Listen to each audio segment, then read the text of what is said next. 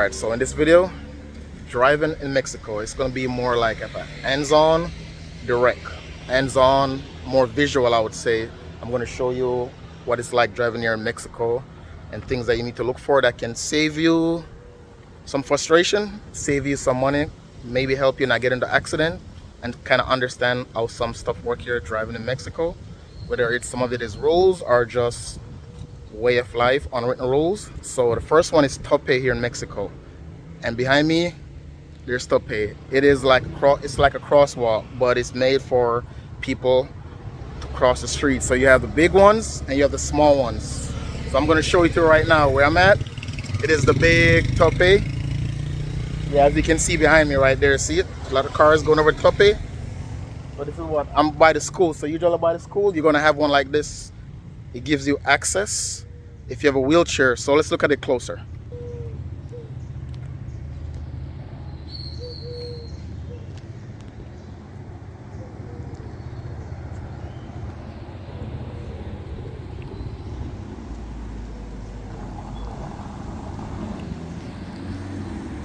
So as I walk forward, you're going to see another tope here. Usually when you have a school, you have two. It's to help protect the kids. So this is the school right here, and this is the first tope right here. This one is usual to slow you down first, and this right here is where the kids and the families can cross over here, and it's supposed to be for wheelchair access. But right here, as you can see, there has a little cutoff, but that's what it's supposed to be for, to give you access. Yeah, so with this tope, whenever you see this tope right here, the crosswalk that big, pedestrian have the right of way. Pedestrian have the right of way. You do not want to hit nobody crossing there. You don't want to stop on there. The ticket and the fine will be a lot of money, and jail time is possible here in Mexico. So you have to be careful with the tope. There's about 4 or 5 different types of tope here in Mexico that helps to slow traffic down. And a lot of times it's going to be neighborhoods from the highway. Whenever you're going to like a smaller town, crossing through a smaller town, you're usually going to have someone there that are a lot more smaller. But I just want to give you an example what to look for. But these are the 2 types of tope whenever you see. So make sure you remember, whenever it's that big, that is for pedestrian to cross, and they have the right of way, so you don't get in no trouble and you don't want to go into a jail here in Mexico. All right, so this is the first one, so we're going to go. All right, so I'm walking to the stoplight now. So this is going to be like a 2-in-1 at the stoplight to show you works here. So it depends on where you are in Mexico. You got to be careful when you're looking at the stoplight, because some will go the opposite direction at the same time with the light, and sometimes a lot won't go at the same direction. It'll be one at a time. So you got north, then you got east, then you got west, stuff like that. That's how usually stoplights kind of move here, some places here in Mexico. And then the other thing at the stoplight is motorcycle will cut through traffic and they will go to the front waiting at the stoplight. And they can actually do that because they actually have a spot for the motorcycle to go to the front so they can go through traffic. So be careful with the motorcycle, because that can be dangerous. So you got to look left and right at all times. They come left and they go right wherever they see space to go to the front, as you can see behind me. So I'll show you in front of right now with the stoplight. You see goes in one direction and where the motorcycle parks. So yeah, so this right here is for the motorcycle and the lights. So you can see the light is going one per lane. So everybody has to wait until it's their turn to go. And then you have your crosswalk right here. So yeah, so that's what I wanted to show you with the stoplight here in Mexico, how it works, especially with the motorcycle. There's a lot of accidents here in Mexico with motorcycle. And whenever you go into the stoplight, just make sure. And when you're at the stoplight also, the next thing, they can be to your right and they're going left. That happens a lot here.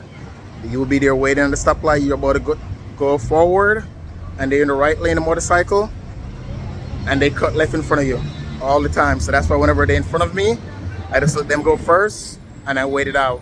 No rush for that reason. So this can help you here in Mexico. Not because they're in the right lane, that doesn't mean they're not going to go left. Are they supposed to? No. But do they do it? Yes. So the motorcycle is the biggest problem here with accidents when they're going through traffic, and they can go to the front. They can do it. They literally have it there, as you can see. Sometimes it's faded, so just always watch out for motorcycle whenever you're doing that. All right, so now you know. On to the next. Okay, so next up, I'm gonna go on the highway, and I'm gonna show you how getting on the highway and merging in. It is not a lot of space, so when you get on that highway, you gotta, in that moment, go, or you have to wait. You don't want to hesitate too much whenever you're doing get on the highway. I mean, driving anywhere in Mexico, really, you don't want to hesitate because everything, most people, is just go, go, go. And how exiting, how small the space is also. So let's go on the highway and see it in person.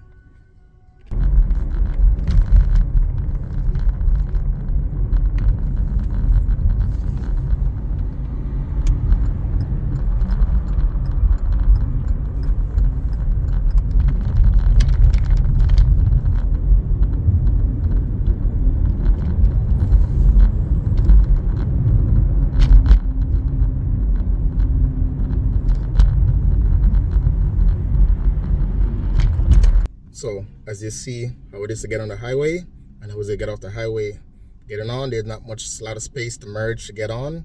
Getting off, same thing, not all room to merge. It comes up, you just have the turn and you get off. Not all is like that, but a lot of it is like that, just to give you an idea around Mexico, you know. You just have to stay focused when you're driving here in Mexico. Don't be on the phone. Always look in your mirrors. Look in them all the time for motorcycles, left and right. Left and right, you got to do that. That's always got to be aware. So a lot of time driving on the highway, you will have two lanes, one for traffic going forward and one for traffic coming the opposite direction, and then you have a small lane on the right. A lot of times you see car go over there, and that's a sign for you to go around the car and go. Also, the four-way indicators, people use that to let you know they're going to stop, or there's traffic ahead, there's going to be a sudden stop. So when they see that, be prepared for slowing down completely, because there could be a sudden stop coming up ahead. So be careful with that. Also, the next thing, they'll put their indicator on to the left, meaning that they want to pass you for you to see if you're in front of them. And if that doesn't work, what they'll do, sometimes they'll flash you after with their headlights, with their bright, so you know. So that's so there's some of the sign. But a lot of times when you put on that left indicator, when you're in the left lane on the highway, people in front, when they look in the mirror and they see that, they let you know that, hey, they want to take over. And the truck drivers, also, they'll go over to the right and they'll let you know, they wave you on sometimes. Or if you check their lights in the back, they'll flash their lights in the back, like, so you don't know that, hey, it's safe to go around, because they are higher and they can see ahead. So those are some of the stuff that you can notice when you're here in Mexico and stuff like that. And people when they're overtaken, just have to be careful. Something you have to go over in that small lane, because some people will drive in the middle and overtake and keep going straight. Yeah, so you know, it's here in Mexico, you have to be focused when you're driving, and it's not for the weak. So you have to be ready. Don't hesitate too much. Don't overthink it. If you see a time and you say go, you go. That's my advice I'll give. So here in Mexico, they have roundabouts, circular. It's quite common here. It's to help the flow of traffic when there's no stoplight. So I'm going to go through a few of them so you can see what it's like and have an idea if you never used one before. And sometimes it's just best to follow the flow of traffic. So hopefully this part of it can help you whenever you get in a situation where there's a runabout and trying to figure out how to go around it, how to cross it. Just always make sure you have to go around the roundabout at all times, okay?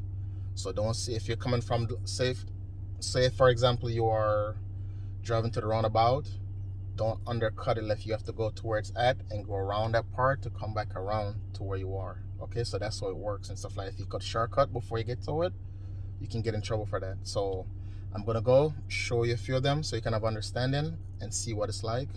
And sometimes if you don't know, it's best to just follow the flow of traffic. Sometimes help you with the roundabout.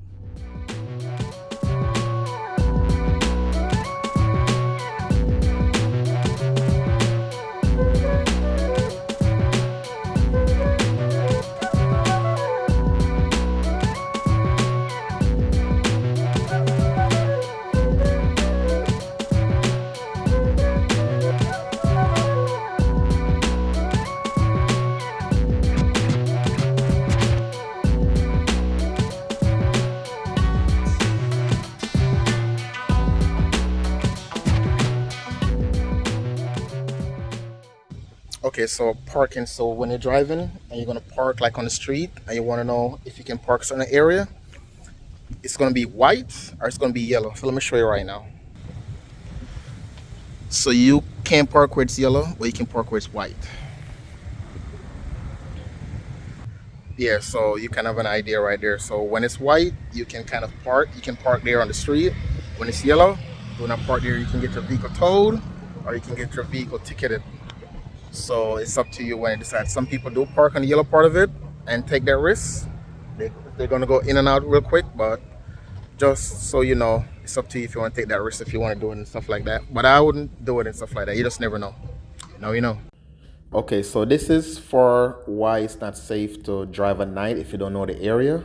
So what this is, there's a lot of potholes that is in the road, and then when it rains, it fills up with water, and then you don't know how deep that pothole is. And sometimes there's a lot, like this road that I'm on right now, as you can see, there's a lot of potholes that is coming up, and I have to be in the left lane or sometimes go all the way to the right to avoid it.